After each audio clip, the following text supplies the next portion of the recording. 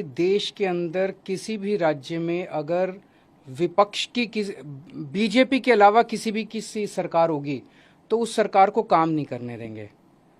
ये बहुत ज़्यादा खतरनाक है।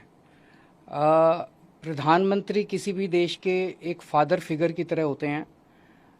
चुनाव में हम आपस में लड़ें, लेकिन चुनाव होने के बाद एक बार अगर कहीं कोई सरकार बन जाए तो उस सरकार को पूरी तरह से सपोर्ट देने की जिम्मेदारी और उसके साथ खड़े होने की, उसको अच्छा काम करने में मदद करने की जिम्मेदारी प्रधानमंत्री जी की होती है। लेकिन हमारे देश के प्रधानमंत्री जी ने ठान लिया है कि अगर बीजेपी को वोट नहीं दोगे, कोई और सरकार बनाओगे, तो उस सरकार को किसी भी हाल में काम नहीं करने देंगे। एक तो वो ये करते हैं कि अगर किसी और की सरकार बन जाए बीजेपी के अलावा, तो उसके सारे नेताओं के ऊपर ईडी और सीबीआई छोड़ देते हैं, उनको गिरफ्तार कर लेते हैं, उनको तरह तरह से प्रताड़ना करते हैं, तरह तरह से तंग करते हैं, उनकी पार्टी तोड़ देते हैं, उनकी सरकार गिरा देते हैं। पूरे देश में कई जगह ये देखने को मिला, गोवा में देखने को मिला, महाराष्ट्र में देखने को मिला, कर्नाटक में देखने को मिला। एक के बाद एक राज्य के अंदर जहां नॉन बीजेपी गवर्नमेंट बनती है वहां पे ईडी और सीबीआई को छोड़ के और उनको गिरा दिया जाता है। ईडी और सीबीआई को छोड़ते हैं, नेताओं को डराते हैं। अगर नेता बीजेपी में आ जाए तो सारे मामले बंद हो जाते हैं।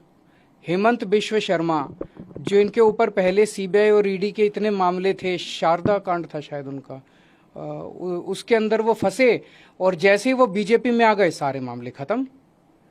तो या तो वो पहले निर्दोष थे और या दोषी तो थे लेकिन बीजेपी में आ गए तो सारे मामले खत्म।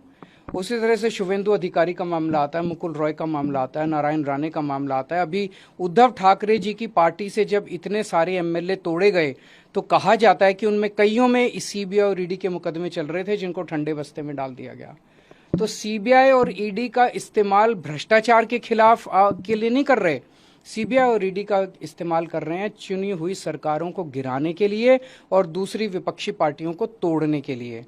दिल्ली के अंदर जिस तरह से इन्होंने मनीष सिसोदिया जी और सत्येंद्र जैन जी को गिरफ्तार किया, दोनों के पास शुरू में इन्होंने बहुत लोग भेजे कि केजरीवाल का साथ छोड़ दो और आप बीजेपी भारतीय जनता पार्टी के अंदर आ जाओ। केजरीवाल आज अगर वो दोनों मेरा साथ छोड़ के और बीजेपी में चले जाते तो आज वो जेल में नहीं होते, उनके ऊपर किसी तरह के मुकदमे नहीं होते। तो जाहिर तौर पे उनके ऊपर जितने मुकदमे हैं सारे झूठे हैं, लेकिन वो भी डटे हुए हैं।